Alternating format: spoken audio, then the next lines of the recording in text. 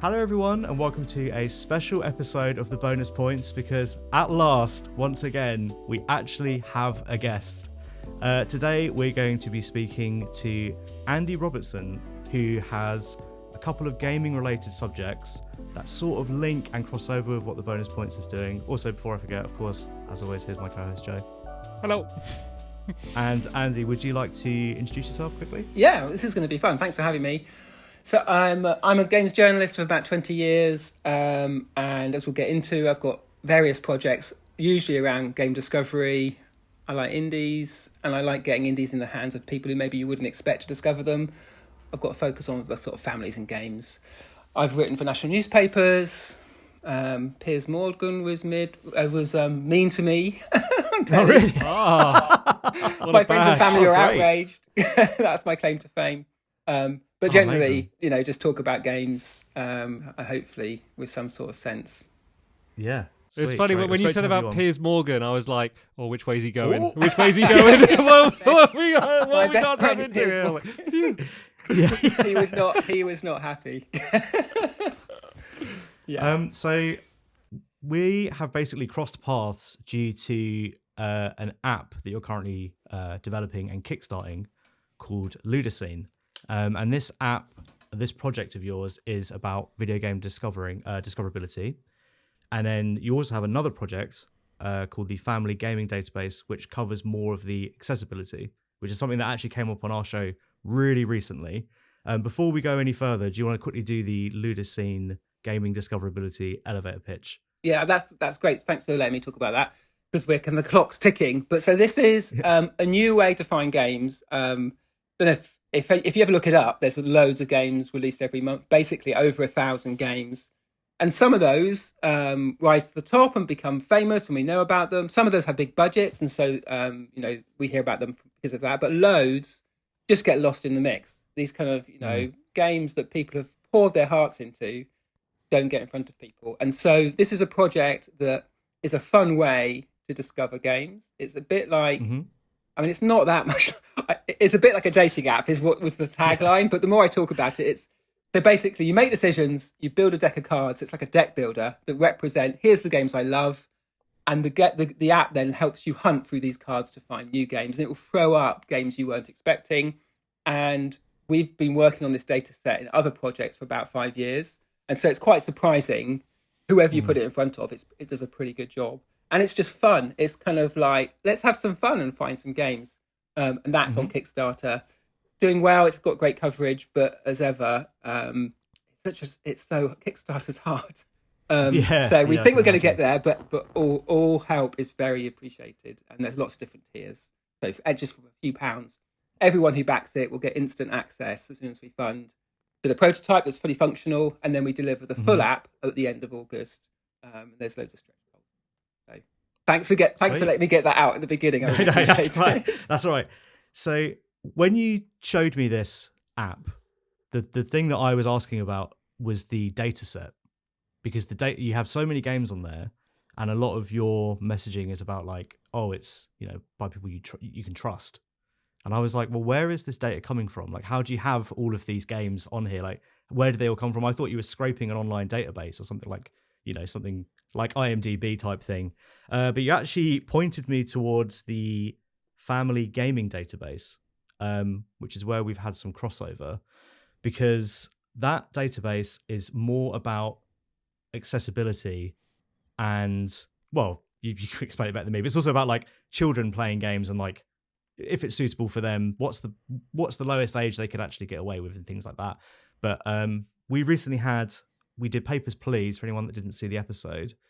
And Joe struggled a bit with the like in-game font and the the fact that quite a lot of it was in like Russian, which I guess is understandable.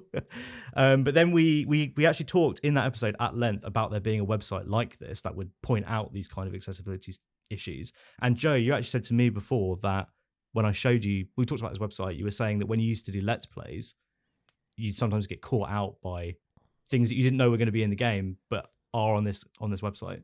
Yeah, the thing that kind of caught me out was there's things that would say like, oh, it is like family friendly, but it feels like that's very much focused basically on like sex and violence and like language. Like that seems to be the primary thing that the kind of various age rating boards care about.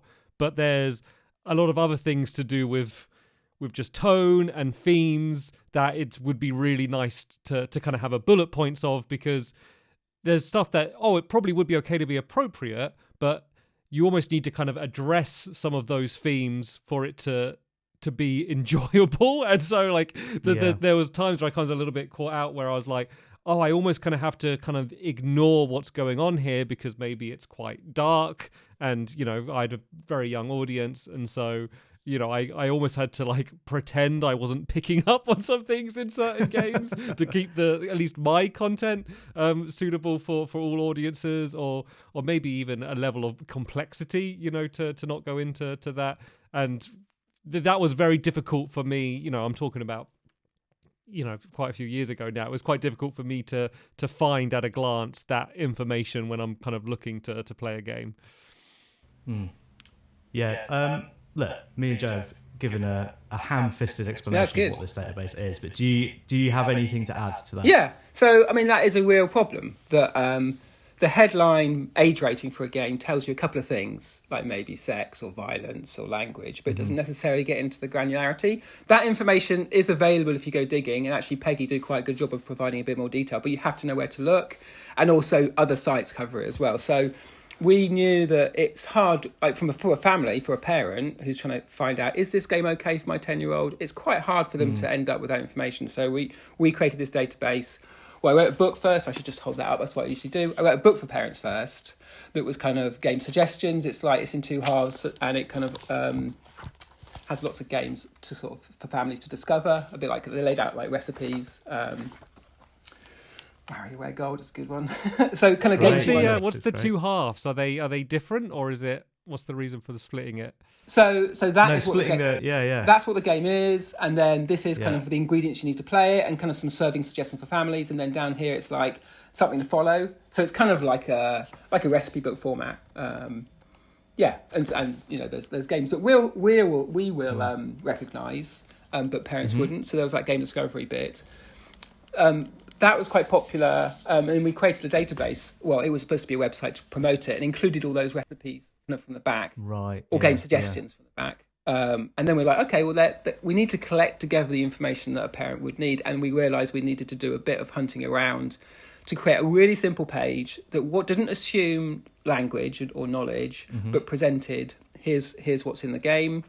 Had the kind of the age rating for your region, whether that was ESRB if you're in the States or Canada, or PEGI if maybe you're in the UK, but also pulled in additional kind of triggers and issues. So I think if you looked at Paper Please, I think it would probably talk about suicide themes, and kind of it would definitely it would flesh out some of that. So as a parent, or like someone who's creating content for children, you'd be better placed. And then we realised, in terms of discovery, it's really important for a parent to understand, particularly if they've got a child that's got a disability or an impairment, what are the barriers here, and what does the game do to mitigate those barriers? And that could be, maybe your child can only use one hand, and so can you play this game with one hand? But equally, it will say, this game's got subtitles, but if they're tiny, that doesn't help you because they're so small to read. And just generally, how much reading is there? So that's something, say on Papers, Please, or we look that up, and we say, there is subtitles, but we don't say large clear subtitles, because it didn't get that tag because it didn't deliver that. So that cool. And we've worked hard at that over the years to build up that data set, basically. Yeah, I mean, it's amazing. When you showed me, I couldn't believe. You said you upload 2 games a day every day for 5 years. Weekdays. We have weekends off. Every weekday. Yeah. And so which is just crazy. Sorry, so who is the we? Because I think one of the things that you're kind of doing different to a lot of these other databases is that it's humans inputting this data, and it's not entirely algorithm driven or AI driven. So I guess like who is this group doing this, and I guess what are the benefits of keeping that sort of handcrafted human element to this data entry? Yeah, so I kind of act as the editor over it all, and so nothing gets published without me having that final check and editorial overview. And so that's just quite nice, not just in terms of quality, but consistency. So you know that across the board on all these games, they've all had that same check from the same person. And we haven't got an incentive to sort of say games have got something that they haven't. But we've essentially built up a team of freelancers. Some are journalists, some are just, people who know a lot about games, and we've kind of trained them to use our database to kind of record what that is. But in particular, all of our experts have a really good broad knowledge of games. So when they add an individual game, they will individually pick, here's 5 other games, like if you like this game, here's 5 others that you'll really like, and also another 10 that you might like. And that means that it can be very human. So rather than being like, oh, what genre is this? It's a roguelike. Okay, here's 5 roguelikes that are pixelated or something. It's more like, this game feels like this other game for some peculiar reason. The way the cards move is similar. Or like the fishing is great in here. If you like this, here's a fishing game that you'll like. And so those connections, when they pop up, have that kind of human feel, like someone has said, hey, do you like, I don't know, Balatro? There's this other like roulette game, Bingle, and it's like, what do you mean? That sounds crazy. Like, there's nothing like Balatro. Yeah. And so it's that kind of human suggestion. And so we've basically built a little team. My wife actually works as kind of admin and data quality, so she does a few days a week. We have a kind of constant sort of checking, because obviously games change, so there's that kind of quality as well. And it's great. It's a team that loves games, and we discover games doing this as well. So over the years. So it's kind of little grassrootsy. Cool. I've got 2 more database questions for you, and then we can talk about your new project. One of them is, how do you choose which games you add to the database? Yeah, so that will be different for Ludocene, because it's kind of, so as we'll talk about, that's kind of a pivot into kind of a more broad. But an interesting thing about the family database is everybody thought, this is just family games because that's what it says. But actually, if you're trying to equip a family to make good decisions, kids don't just go after family games, they go after all games. And so parents really need to know about a broad spectrum. So we've never just kept it to a younger age or games that are made for kids. But we have kind of these 3 categories of either it was important for families to know about because it's popular, like AAA game that maybe is older rated, and so you'd want to know, what's going to happen in GTA, or where does this going to go? Then you have games that are kind of talk of the playground, and so sometimes those are Roblox games on the family side, or just a web game that suddenly got really really popular. Parents, having that in front of parents, either so that they can keep on top of it and maybe hear about it before their child asks for it, or they ask and they Google it and they find us. And then the third category is this kind of more indie leaning, really, which is like games that we think parents would quite like their kids to play, and often quite like playing themselves. And that's the kind of the subversive kind of twist. And so on the family database, that's what drove selection.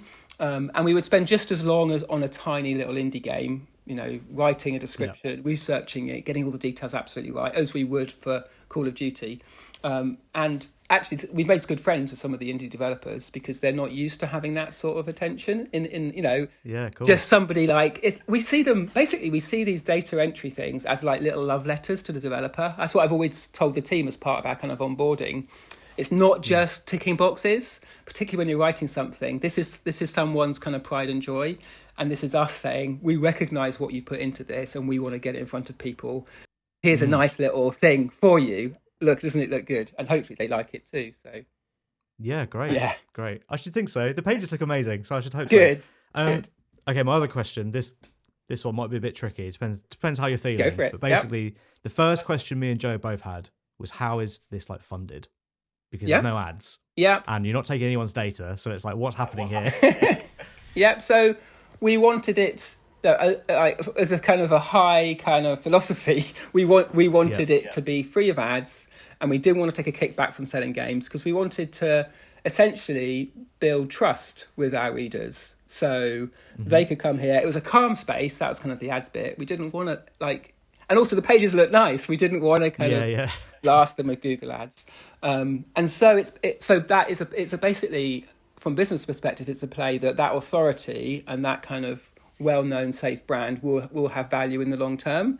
So we didn't make money for a long time, but we're quite efficient. And I did some consultancy, and we put some money into ourselves.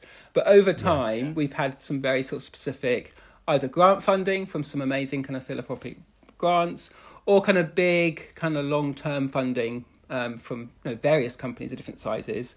But that's never come with kind of a marketing budget or any editorial input. It's always been, we like what you do, we want to support that, and we want to be associated with it. And that's kind of as far as it goes. And you can see all those companies currently at the bottom of the site. So it would include, like, PlayStation is supporting our accessibility work, which is quite, to check a game for accessibility is almost doubles the time you're taking. And so they support us with that.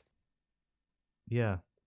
So with the Kickstarter then, with Ludocene, so how much of Ludocene is using the database and how much of it is new for this new project? So like how much of the database is shared, I mean? Yeah. Killer 7's on there.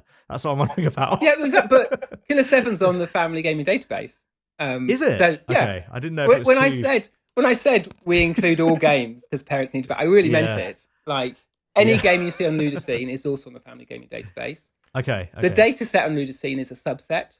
And so our funding for Kickstarter, we will accelerate adding some games, because also as we're talking to more experts who are helping us with suggestions, we are uncovering some of the kind of the blind spots we've got, or some of the bits where we need to kind of bolster things up.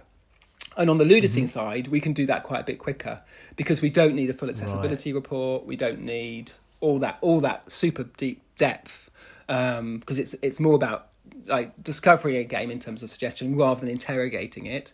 And so we'll have a 2-tier system probably of like, add it to Ludocene, that's very quick, and then as our team gets to it, we'll pick the games which are most important to families, and then we flesh out those reports. But so the data set is completely shared, and we don't talk about that a lot, because one of the reasons of doing Ludocene is to say, what would this be like if it wasn't just for families? And it muddies the water because people are like, it's just a family data set. Well, that's going to be rubbish. But as you know, Killer 7. So it's on there. That answers that question. It is on there. So with game discoverability, I'm talking broadly as in the lifetime of the games industry. I feel like it's got worse as more of a recent problem. And it seems to get worse literally like week to week. It becomes harder and harder. What do you think are the biggest reasons for this decline? Well, I mean, one inescapable reason is just the sheer volume. So in some ways, you could say, well, game discovery is working. We find great games. We play great games. It's just, it's not working for all the developers, There's plenty to play. And also it means that there could be games that are a really good match if you've got particularly niche taste, or you just don't want to play the mainstream thing. And so that if you've got that volume of games and they're not being surfaced, because it's a difficult challenge. If you just use data to surface them, then that kind of, these games are similar because they're the same tag genre, doesn't get you very far. And I think the eShop gets criticised probably quite fairly, because there are a lot of that increased volume of games comes from people making games that we would maybe say, they've just been, they're AI or they're janky. But the weird thing is that amongst those, there's probably some little genius things that's happening as well. So you can't just be like, get rid of all of those, because you're gonna baby in the bathwater. So so that, I think that is the challenge. And not everybody knows someone who can suggest them games who've got a similar taste. If you know someone who likes the games you like and is into it, you can kind of use them to kind of filter. And that's kind of part of our ethos, is trying to... I was going to say, I see where you're going with this. Yeah, exactly. Yeah, if you'd like, if you want to give us a quick look into the experts on that app. Yeah, so as you work through this process, you're picking cards and you're putting the games that you know and love into your kind of tray, which is your set of games that define your taste. And that at the bottom there, we can use that with that kind of baseline data to suggest you a whole string of games that are, as we can see, are really good. But they're not only super great matches because they're on the nose, but they also have this kind of nice quirky broadening as well, and will surface stuff that maybe you hadn't thought of because maybe it's slightly out of your wheelhouse, but someone else has said it's good. And but that approach of kind of having this human approach means we can then bring in these special cards, these expert cards, which represent a particular person. It could be anyone, a journalist, a streamer, esports person, podcaster, and we get them to set their games up on the system for that card, so we know what games they like. And when you place them into that expert slot, you're saying, "Oh, I recognise this person. I like their taste, and I want that to influence the games you're suggesting." And then the database, also the Ludocene app, looks at what you selected and kind of does this kind of sort of melding of those two suggestions to prioritise games that person. If you were talking to them, they'd be like, "Oh, if you like Papers, Please, have you thought about this game?" Or, and so it's kind of much more personal recommendation. And again, it's kind of leaning in to what we're already doing, but bringing in. So we're not stood over as the arbiters of what's good and bad, which we never wanted to do. It's kind of, there's no such thing as good and bad in terms of games. It's like, what's the good match for your taste? Yeah, it actually really reminds me, like, in a weird way, of when me and Joe are doing the list on our podcast, we try and not to do it like mathematically. We try and do it like it's all based on a feeling, like either in that moment or like we look back at it in a couple of weeks' time. But if we were just like, oh, this game's a 9 and this game's a 9.1, so that one should be better than this, like, it just doesn't work. Yeah, well, the other thing that we were trying to avoid is, because obviously we're debating where it should go on the list, and sometimes it can be like, well, I want it like at 5, like Ollie wants it at like 15, so let's put it at 10 because then, it's in the middle, which is boring because, we want to argue, and, maybe someone will have an impassioned argument. It's like, oh, okay, I see, I didn't like it, but I see how much you loved it, so you get a few extra slots up. Yeah, for sure. Yeah, so you end up kind of like, it's like game choice by committee, and it's like what's amazing watching is when you really go for those heart picks, and it's like, oh yeah, they're completely committed to this. This has to be, top of the list, and that's what then makes other people be like, actually, I didn't think I wanted to play that, but I want to play that now. Now I've heard about it. Yeah, I tell you what's really crazy is on the app, when you are filling it in and it recommends games that the first time you're doing it, it recommends games that you do know, and you're like, oh, I was actually going to play that. And it's like, oh my God, it knows. Like, how does it know? Like, we put in some of the games from the podcast that I liked, and it came up with Bomb Rush Cyberpunk and Sludge Life, which I was going to play. And I was going to rank, I haven't even talked to Joe about that yet, but I was like, we should do that for the show. And it was coming up like, oh yeah, it knows what we're going to pick, which is just really, really crazy that it has that. I know what you put in to get Bomb Rush Cyberpunk out.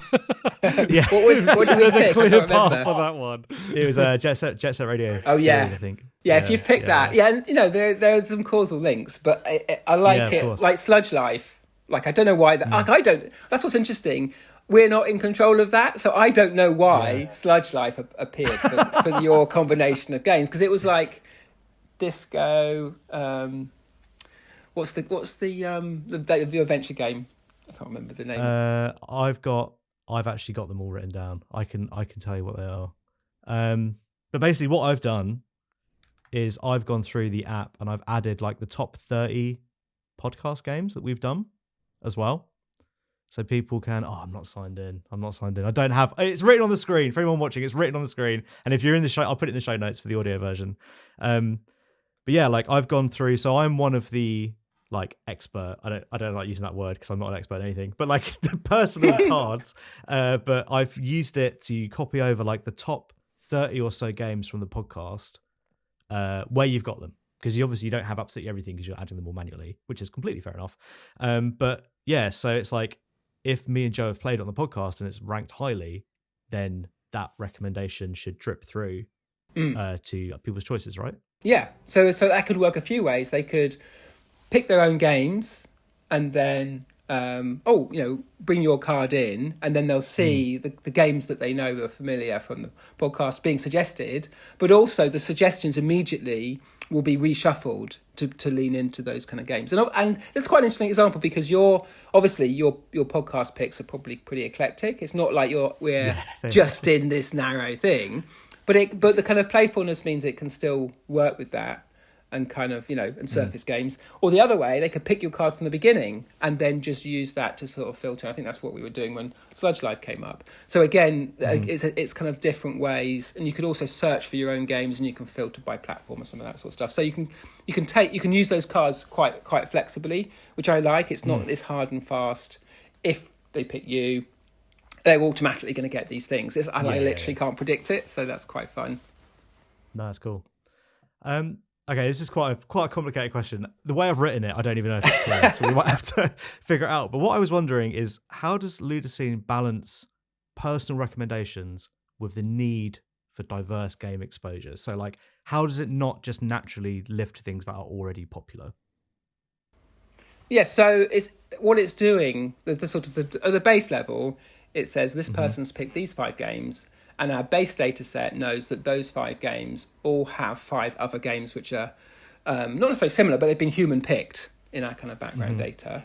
And then the task is, well, what should we do in terms of prioritizing these?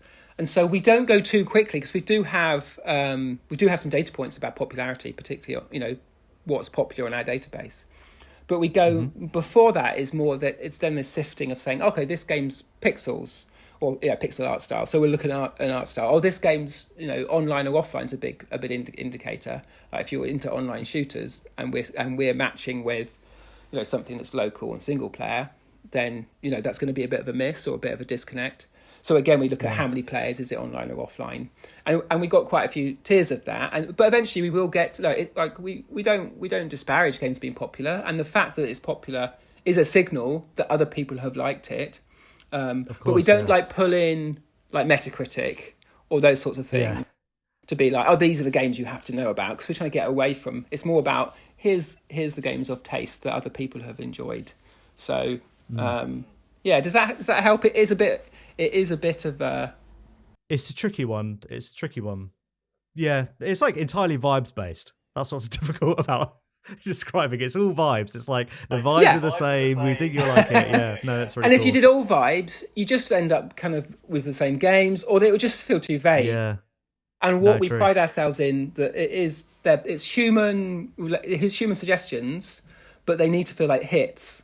Then they're not just, oh yeah, generally, I guess that's pretty similar. I might. It's like, oh wow, Sludge Life. Yeah, I was going to play, And once you've seen a game that you were going to play, and you see another game, you don't know what it is, but then you're like, I think I should. What is that? I need to check it out. And on our cards, I should say, you can click and you can see a little trailer that's queued up to gameplay, and you can flip it over and see some more details and prices and stuff. This is just trying to save time for people, basically. I guess it's kind of a personal question for you, Andy. You said that there's obviously the prototype that you've got working, so I'm sure you've spent a lot of time testing this, and so I'm curious whether it has surfaced a game to you that you've gone on to check out and has become a favorite, or if that's happened a few times, if there's, have you seen it working on you where you found something you had never played and it ended up being one of your favorites?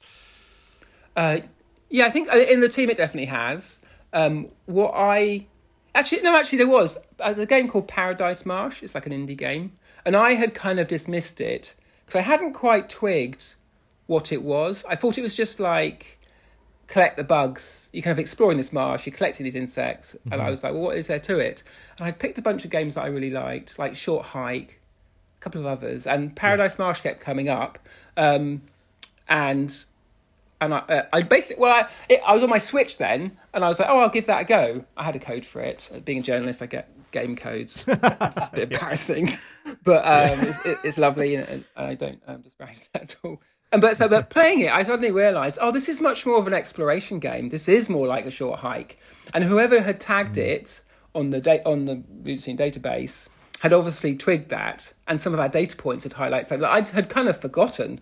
And so because of this kind of much more exploratory kind of game, that has been what actually I've played and I finished it. And there's loads of DLC that I'm now like, oh, okay, I need to go back and play it. Oh, great. So I was about to say this hasn't happened to me directly, but that is a good example actually. So, well, I guess you're reading all of them anyway, because you're like the editor, right? Yeah. So you're kind of seeing everything that goes in. So it's like difficult to surprise you, because you would have seen everything at some point, at some stage or another.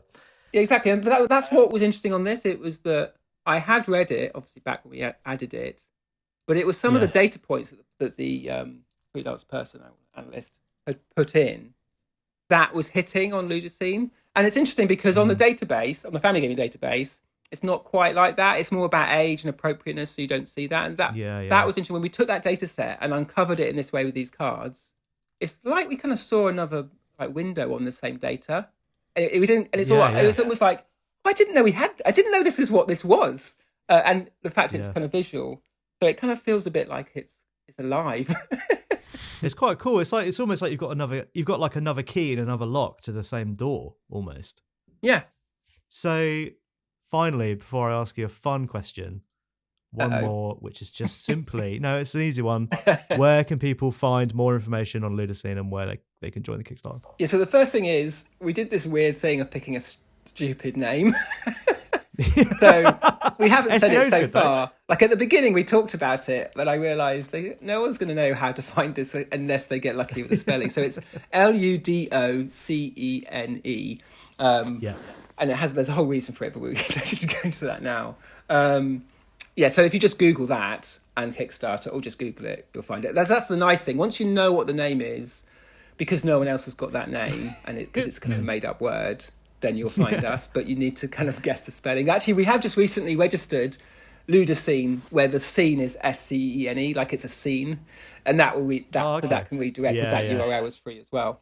But basically, at the moment, if it's before the 13th of March, the Kickstarter is where to have the biggest impact. Even after then, we'll have late pledges. So if you want to get access to the prototype, make a pledge. Anyone at any level will get access and can have a play and can give us feedback. And then ludocene.com is where it will be from August, and you get if you go there, it will redirect you and tell you some stuff as well. So if Ludocene had existed much earlier, like any time, what game do you wish that you would have discovered sooner? That's a good question. That is a good question. It depends. It's a hard one to answer a little bit because of being a journalist. I just get games shoved down my throat in a nice way. But there was a game that it took me a while to wake up to. It's a bit of a boring answer because it's so mainstream. But the game, The Last of Us, I was never very good at shooting games, and I wouldn't watch a horror film. And so I kind of was like, I guess it's not for me. I like the kind of I knew there was a father-daughter. But I think I ended up playing it with older teenage kids because they wanted to play it, and it completely clicked. And then if anyone says what's your favourite game, I wish it was more interesting, but I just say, it's The Last of Us. It's a great game. Yeah. So I mean, Ollie played it 2 years ago. The first time you played it, it was very recently. Yeah, it was. Yeah, and Last of Us 2. Oh, there you go. So maybe you have a similar. Yeah. So that the ingredients in that game, if I knew what they were definitely to my taste. They're kind of a meaningful story, taking your time with the narrative and characters, this world that was very beautifully recreated, all these rooms that you could go in or not go in, and all the little bits, all the notes, the world building, and just the kind of Netflixiness of it all. It was like, I could tell now why I liked it. And so if there had been a tool back in the day, I could have been kind of on there a lot sooner, I think. So, but it's a hard, there's probably other games as well, but that's... No, I completely get it. Like, mate, I played GTA 5 for the first time last year.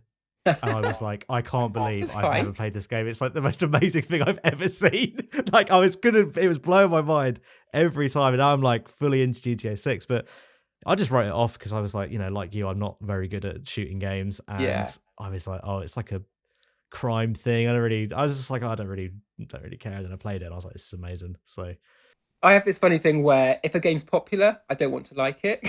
Because I'm just a contrarian. We're the same. We are the same. I'll be like, everyone likes it. We're a safe place for cult classics. That's if you go through our list, the amount of cult classics is very high compared to blockbuster AAAs. Like normally we do the big games when a guest comes on and they pick, and that's when we did Last of Us and Last of Us Part 2 and GTA. Like that's when we do the big games. Skyrim. And then when it's us, we do World of Goo and Alpha Protocol and the deep cuts. The deep cuts indeed. Joe, have you got a game actually that you wish you discovered earlier? Yeah, it's the thing. It's kind of my answer always, but I only found From Software after Elden Ring, and to think that I could have been playing through their library for like the past 10 years, from Demon Souls, that it could have been a thing of my life. So I played Elden Ring, and that's now my favorite game. And then I played all of the others within a year, and some of them several times. I binged them all, and they're like kind of my favorite group of games now. And so I think that would definitely be when I'm setting up my choice of games. That'd be I'd want to heavily lean it to Souls-like, so I'd put a few of them in there just to lean it that way. It was a difficult year. It was an insufferable year of have you played Dark Souls 2? Have you played Dark Souls 3? Just being desperate, Ollie, just join me on this journey, please. Too hard, way too hard for me. I think sometimes it's timing though as well, isn't it? You could come across the game you now love, and if it's not the right time, you haven't got time to play it, or you're just not ready for it, or whatever. So sometimes I think it is about stumbling into something at just that right time when it's like, oh, this is just what I need. Yeah, and I think that the other thing is, because when you're looking up more traditional ways for recommendations, like when I've always thought of Souls games, it was always oh, they're hard, they're really hard, they're brutal, and I was like, well, that doesn't sound fun. That sounds but I didn't know any, that dominated the conversation so much, the world building and the story and the themes of the game. No one ever speaks about that in a bullet point. That's something that you kind of experience, and I realized that's the stuff that I like. I'd be fine if they're a bit easier. I'm not in it because I want to bang my head against a wall, dying to a boss again and again. I go through that because I want to be in these amazingly crafted worlds. And so, if I would want to put a Souls game in, I don't want it just to be recommending Celeste or Cuphead, difficult games. I want it to be things that have that same sort of sense of adventure and obscure game design where maybe they don't explain everything to you, so you got to work it out. Those are the things I'd want to get it recommended. But if I say to someone I like Souls, they'd be like, oh, you should play Lies of P. It's yeah, I know, obviously, I know the obvious ones, but what else is there that has that vibe is what I'd want. Yeah, true. No, you're so right as well. I've known you, Joe, for probably over 20 years now, and I never would have said you'd like From Software games. No. It's so crazy that all of those elements came together in a way that you were yeah, this is me now. Yeah. This is what I'm doing. I didn't think I would either. And then just everyone went on about Elden Ring too much. I was like, what, I got to see it. And then that was the slope. And was it, were you straight in and then you just loved it? Do you have to work at it? So what it was is because I was so scared that it was going to be too difficult, wasn't going to be fun. I can't remember who it was, but I saw someone post online saying, hey, if you want to try Elden Ring, but you're worried it's too difficult, here's this, not a glitch, but here's this exploit where you can over level at the beginning of the game. And then that makes it quite easy at the beginning, and eventually the level will kind of catch up as you go to new areas, but it just makes it not too punishing from the beginning. I'd never played these games. I did that, and now I love it. And I was like, okay, I'm going to follow this guide for how to get to this area and over level for a bit. And I did that. And then I ended up getting to a point where, by the end of that playthrough, I was trying to avoid over leveling because I didn't want it to be too easy because I liked the challenge. And then I went and replayed it fresh and put a bunch of restrictions on myself, no summoning and stuff, because it was really just the fear of it being too difficult that kept me away. Because I always thought they looked cool, but I was just, because I at one point I did try Bloodborne years ago, but then I think in my head I was like, it's going to be difficult. Then I died. I was like, see, can't play it, just because I was in the wrong. This is ridiculous. I can't play this. Yeah. Yeah. The thing with the crazy thing is about Elden Ring as well is that when you got it, you played it for a bit, and then you bought me a copy. You were like, you have to play it. Because I was like, I'm not going to play it. It's too hard. You're like, no, you have to play it. And then recently, I got into Dragon Quest, the series. I've never played it before, and I got Dragon Quest 3. And then I bought a copy for Joe, and I was like, you have to, you need to play it. It's 50 quid, I don't care. You have to play it as a gift. So, the power of the recommendation is strong, isn't it? A personal recommendation is... Yeah, neither of those recommendations played out, though, to be fair. I know. We had fun, though. Yeah. Okay, sweet. Well, we won't keep you any longer, Andy. Thanks so much for coming on. Oh, it's been great. I've really enjoyed this. Just talking it over, actually, I'm like, oh, there's this thing we've made. I'm still, because it's not kickstarted. It feels like not quite real yet. Yeah. So, Just on the Kickstarter, I know you mentioned time's ticking. I don't think we've stressed just how little time there is. Just in case anyone's listening to this, like, this sounds cool, I'll check it out next week. So I guess you want to kind of say the date that the Kickstarter ends, so people can, if they are interested, know where to go. 13th of March. I think I forgot that right, which is the third. Because I'm just on the days. I'm like Thursday week, but it doesn't really help you. Yeah. So 13th of March. Like I say, you can. Yeah, you can pledge afterwards, but it doesn't. Unless we hit the target. This is the thing. We don't get any money. So that's how Kickstarters work, and not everyone knows that. But if we hit it, then we're off and we can go and build it. And we've got a really clear budget of how we're spending this, paying some experts, paying a proper designer in terms of graphic design. And any pledge is completely significant. Like sometimes people say, oh, I don't know anyone to share it with. And I'm like, just text one person who plays games who might like it. That I would take that. I'm like, yes, you're my favourite person at the moment. One text to one friend. It gets to that kind of level. So we're doing well. We've got some good coverage, but it just is like to go from seeing something online to thinking I quite like it, to then clicking on it and being like, oh, which tier? I'll come back. And actually clicking on a tier and then being, yes, I'm going to put my details in. Then you're my favourite person. Also, kind of at a level you can afford. I've always said that. Yeah, of course. And £1 is absolutely fine. You can just pledge out of the tiers just for £1, and that's still significant.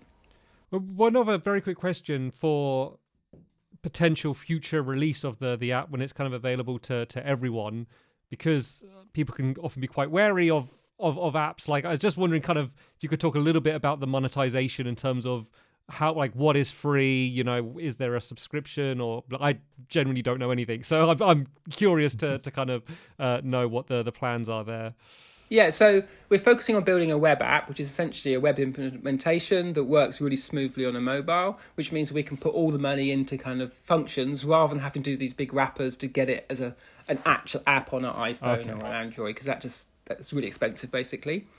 There'll be no ads. There's no cost to developers adding their games. We've got a tier on the Kickstarter that if a developer's got a game, they can essentially pay for that tier, and that means they get into the launch window to be available for experts to select. That's just an option. As soon as we launch, there's no cost. We're not trying to squeeze indies for money at all. It's kind of the opposite. We're here for indies. In terms of users, all of the data is always free and available. So when you just log in with no payment, you can do your search and your matching.